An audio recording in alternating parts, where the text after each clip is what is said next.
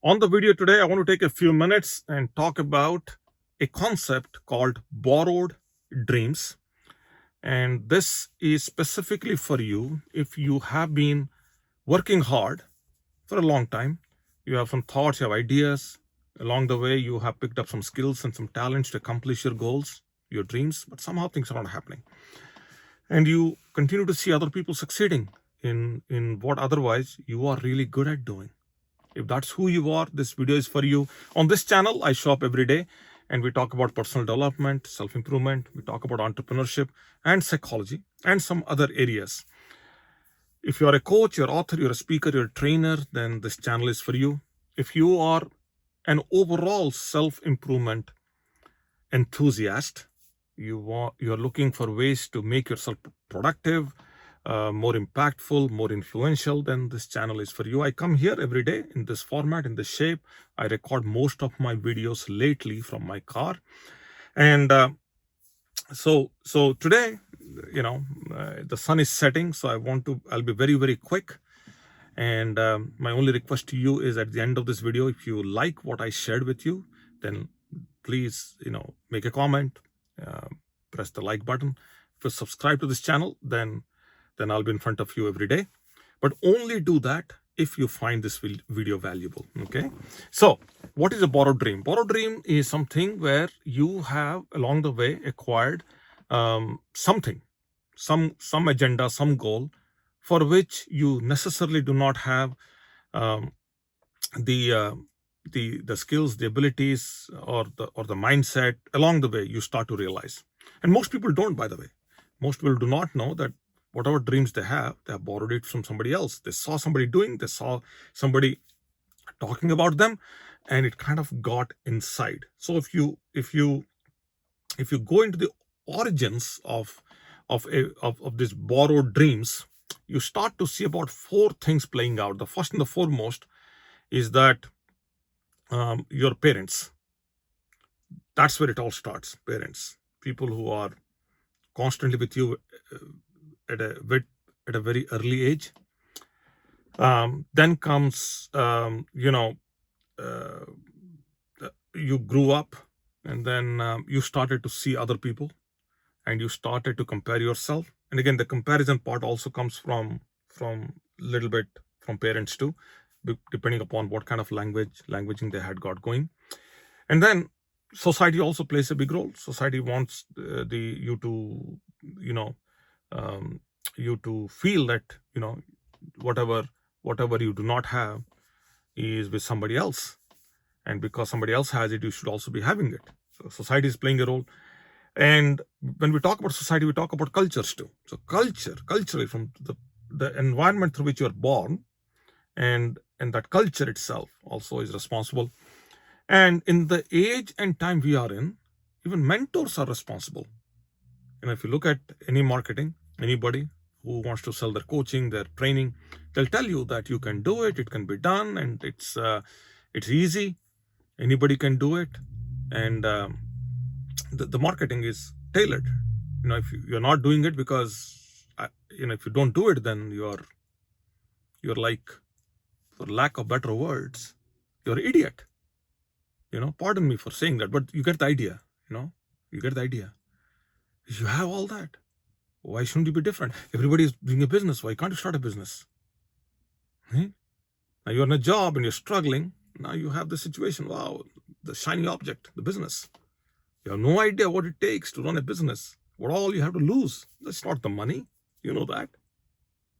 So those are the origins. And as mentors and marketers, like real mentors know, but lately the word mentor and a marketer, they're all, the line has been blurred. So there you have it. Okay. So what we're talking here is a concept called exhaustion misalignment. You're misaligned to your goals and you're exhausted.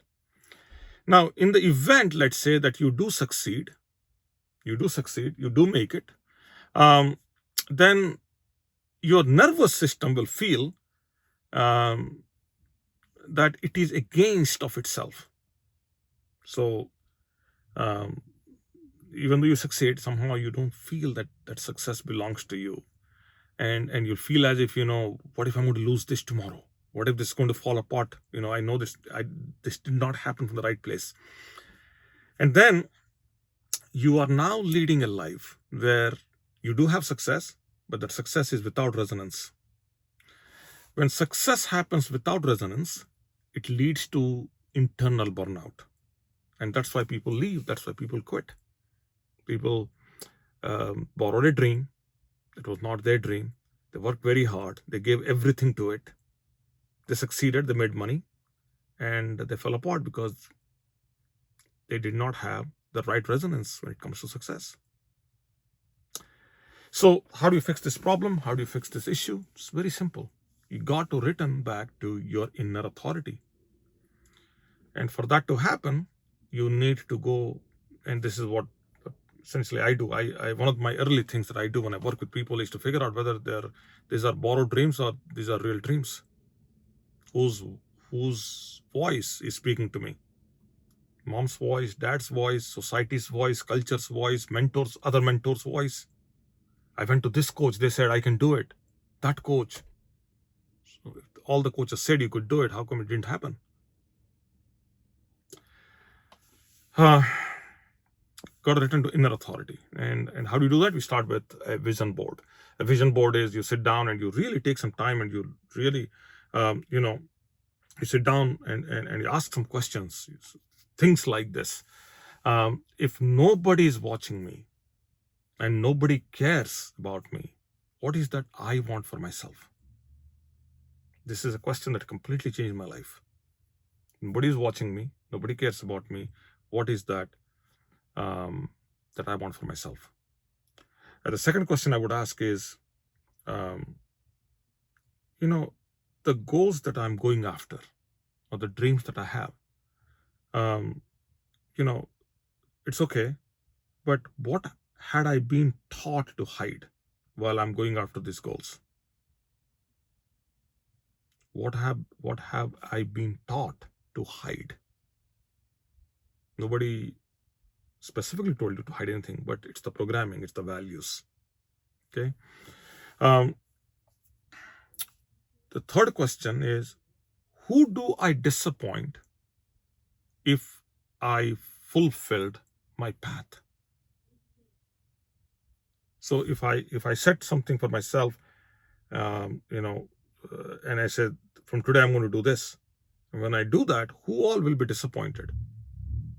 When you ask questions like this, you are now going back and building your authority. That's your inner authority. You return to your inner authority. Now, when you return to your inner authority by asking those deep, intrinsic, some depth-driven questions, then what happens is, the idea is, when you do this a few times, then you reclaim your authentic self.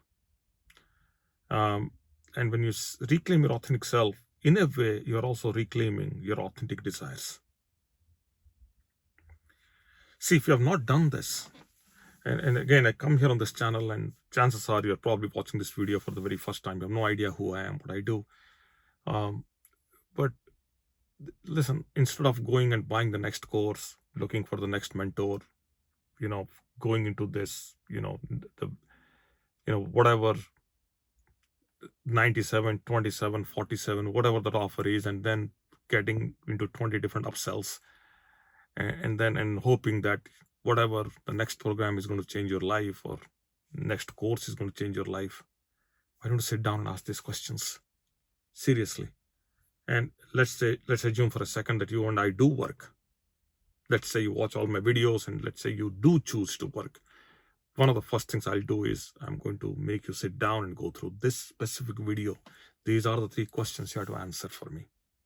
I want to figure out where this programming and this belief system and these values that you carry yourself around, where is it coming from? What are the origins of this? Okay. Looking good from outside, but empty inside. Seriously. Okay, I'm going to stop here. It's getting dark. Hopefully this video is helpful, and it was helpful. then if it is, do me a favor, like, subscribe, all that. And if you feel somebody in your life is going to benefit from this, by all means, do share this video. Okay, that's all for now. Wherever you are, you be safe, and I'll be with you as early as tomorrow. Take care. Bye now.